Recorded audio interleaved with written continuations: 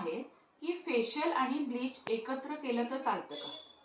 तर मैत्रिणींनो, फेशियल आणि ब्लीच हे तुम्ही एकत्र करू शकता, पण प्रोसिजर अशी असली पाहिजे की त्यात तुम्हाला आधी क्लीनअप करायचंय, म्हणजे क्लेन्झिंग, स्क्रबिंग, स्टीम केल्यानंतर ब्लॅकहेड्स वगैरे काढून झाल्यानंतर टोनर चेहऱ्याला लावल्यावरती मग आपण ब्लीच करायचंय, जेणेकरून पहिल्यांदा स्किन ही डीप क्लेन्झिंग होऊन जाते आणि मग ब्लीच केल्यावरती तुम्हाला त्याचा रिझल्ट आणखी छान येतो.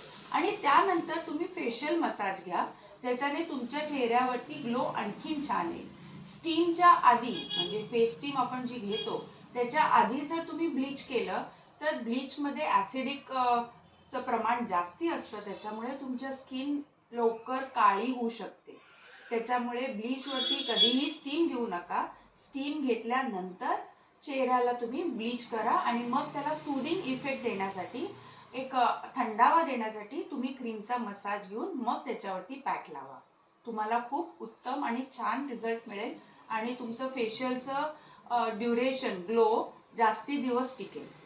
नमस्कार.